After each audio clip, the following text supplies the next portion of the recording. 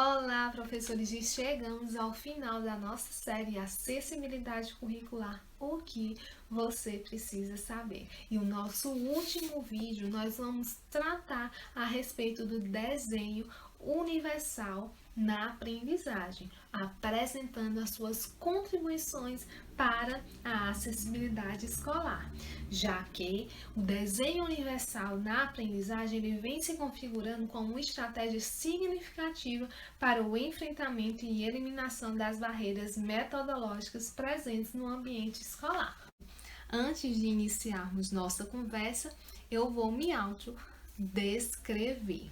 Eu sou branca, tenho cabelo longos pretos, estou usando um batom na cor vinho, uma blusa com estampas marrom e preta e ao fundo uma parede rosa. Eu quero convidar vocês a refletirem um pouco sobre esses três pontinhos aqui, a questão da diversidade, teorias da aprendizagem e metodologias de aprendizagem. Quando se fala em inclusão escolar, quando se fala em acessibilidade, é interessante que nós, enquanto educadores, refletimos e é interessante que a gente pense e reflita sobre esses três pontinhos ao realizar o nosso planejamento e as nossas atividades escolares.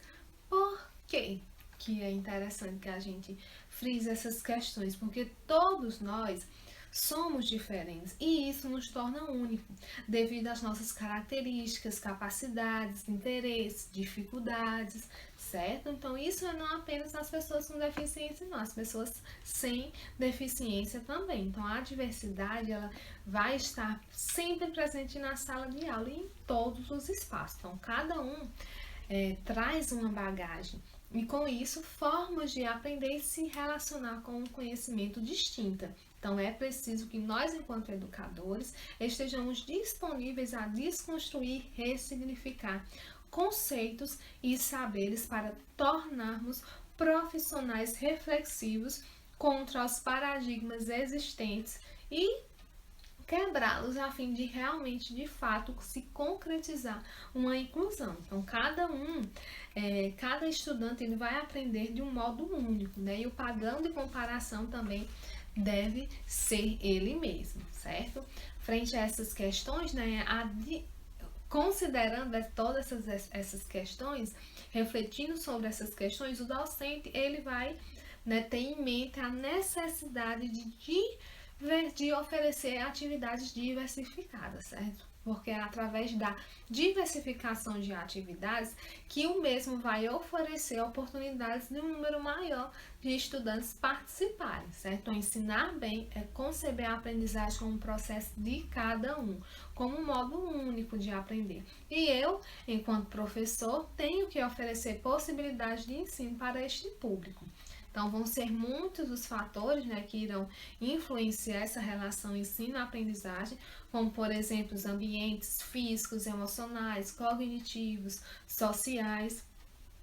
Então, muitos também são as teorias acerca desse tema, que é extremamente complexo, e um dos poucos consensos é que cada indivíduo possui um ritmo e forma característica de aprender. Então, daí a origem dos chamados estilos de aprendizagem, que resumidamente vai representar um padrão comportamental, natural e individual, pelo qual uma pessoa ela tem mais facilidade de aprender. Então, quando eu considero todos esses aspectos que vocês acabaram de observar, eu vou ter em mente que meus alunos podem aprender de forma sensorial, visual, verbal, e oportunizar experiências dentro desse processo de ensino-aprendizagem que considerem esses aspectos. Então, dessa forma, quando pensar em uma prática, uma prática pedagógica na perspectiva inclusiva, vai exigir que o educador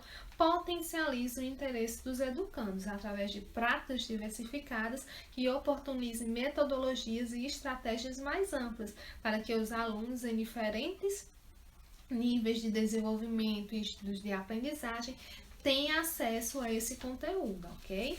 Então, quando se fala em educação em uma perspectiva inclusiva, a diversidades apontadas, ela vai ter que perpassar essa tríade educacional que vocês estão observando: o ensino, a aprendizagem e a avaliação, né? O ensino através de teorias e metodologias de aprendizagem compatíveis aos estilos de aprendizagem, às necessidades específicas daquele público, e a avaliação também, né?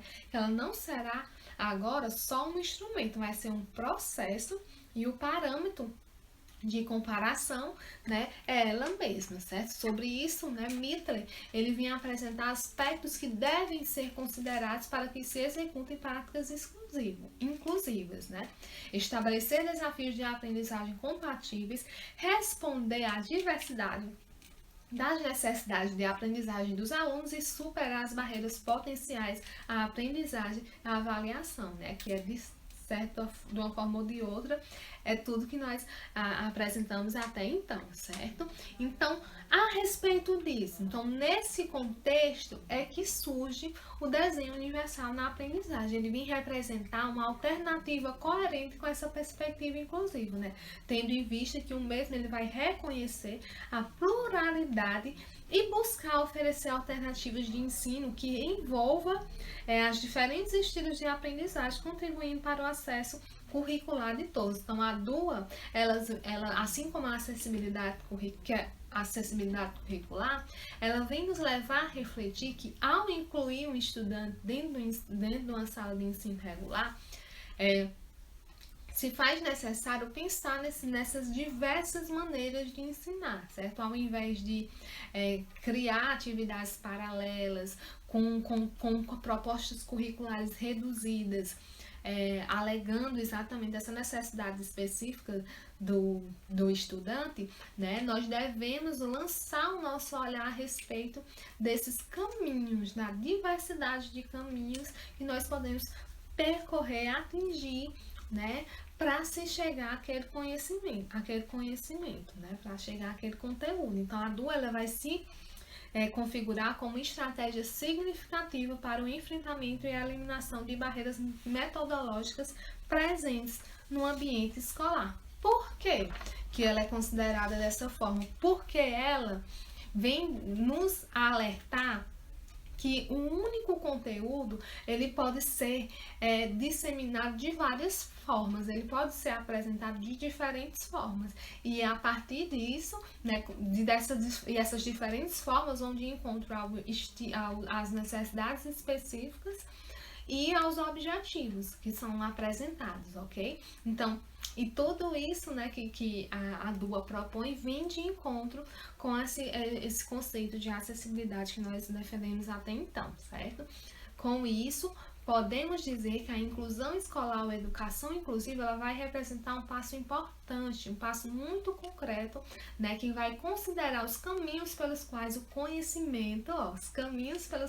conhecimento se produz, não submisso a critérios rígidos contidos no currículo, mas oriundo do cruzamento de ideias, possibilitando aos educadores a adequação de suas práticas de acordo com a heterogeneidade da sala de aula, certo? Então, nós vamos finalizar o nosso curso aqui com essa frase que, de uma forma ou de outra, vem refletir sobre todas essas questões que nós apresentamos até então, certo? Essas são algumas referências que foram utilizadas no nosso estudo. Os vídeos, né, por questões didáticas, são vídeos curtos e sucintos, mas buscam estimular você, professor, a buscar conhecer mais a respeito de toda essa temática que foi abordada aqui e também levá-los a refletir sobre sua prática, né, na busca de ressignificá-las em prol de uma oferta de uma educação de fato inclusiva, certo? Obrigada.